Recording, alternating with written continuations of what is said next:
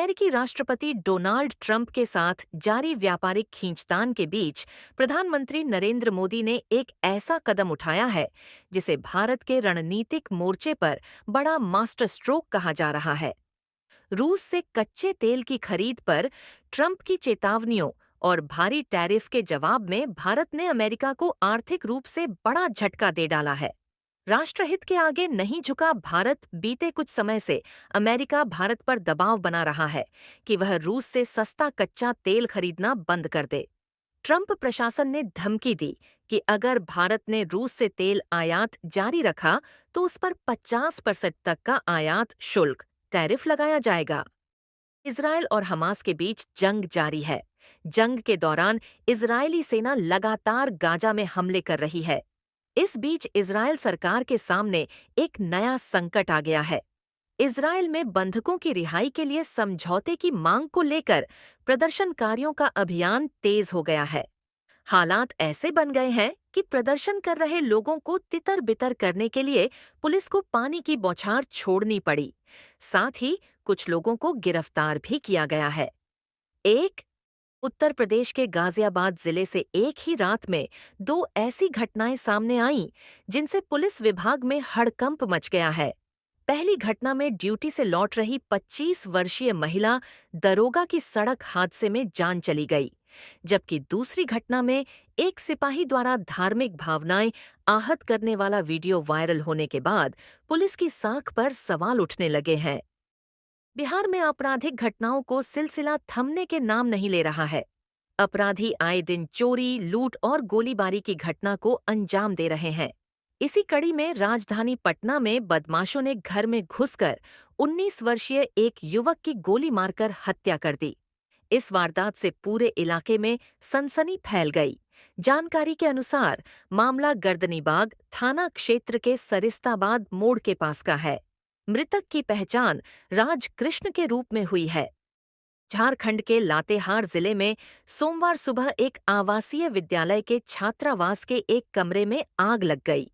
इस घटना में कम से कम 25 छात्राएं बाल-बाल बच गईं। पुलिस ने यह जानकारी दी। एक वरिष्ठ अधिकारी ने बताया कि कस्तूरबा गांधी बालिका विद्यालय बरियातू की इन छात्राओं के बिस्तर और अध्ययन सामग्री आग में जलकर खाक हो गईं। सुबह करीब 6 बजे आग लगने का पता चला। उन्होंने बताया कि एक दमकल गाड़ी को मौके पर भेजा गया और आग बुझाने में 1 घंटे से ज्यादा का समय लगा। बिहार चुनाव के मद्देनजर विपक्षी दलों ने एसआईआर और वोट चोरी के आरोपों पर चुनाव आयोग के खिलाफ मोर्चा खोल रखा है। बीते दिन चुनाव आयोग ने नेता प्रतिपक्ष राहुल गांधी को 7 दिन के भीतर हलफनामा दाखिल करने का आदेश दिया था।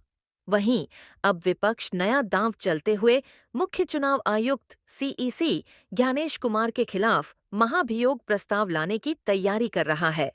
कांग्रेस पार्टी के राज्यसभा सांसद नासिर हुसैन ने भी इस पर चुप्पी तोड़ते हुए कहा कि पार्टी सभी लोकतांत्रिक तरीकों का इस्तेमाल करने को तैयार है। अगर जरूरत पड़ी तो महाभियोग प्रस्ताव भी लाया जाएगा। ऑस्ट्रेलिया की अदालत ने ऑस्ट्रेलिया की सबसे बड़ी एयरलाइन क्वांटस को देश के इतिहास के सबसे बड़े अवैध बर्खास्तगी मामले में ऐतिहासिक $90 मिलियन का जुर्माना भरने का आदेश दिया है। दरअसल क्वांटस ने 2020 में कोविड-19 महामारी के दौरान 1800 से ज्यादा बैगेज हैंडलर्स, क्लीनर्स और ग्राउंड स्टाफ का काम आउटसोर्स किया था। ये ऑस्ट्रेलियाई इतिहास में औद्योगिक संबंध कानूनों के उल्लंघन के लिए किसी अदालत द्वारा लगाया गया अब तक का सबसे बड़ा जुर्माना है। राजनाथ सिंह को मिली उपराष्ट्रपति चुनाव की कमान। नडीए की ओर से उपराष्ट्रपति चुनाव रक्षा मंत्री राजनाथ सिंह की देखरेख में होगा। केंद्रीय मंत्री किरेन रिजिजू को चुनाव एजेंट बनाया गया है। सूत्रों ने यह जानकारी दी। उन्होंने बताया कि रक्षा मंत्री राजनाथ सिंह ने उपराष्ट्रपति पद के एनडीए की ओर से उम्मीदवार सीपी राधाकृष्णन के लिए समर्थन मांगने के लिए विपक्ष के नेता और कांग्रेस अध्यक्ष मल्लिकार्जुन खड़गे को फोन किया।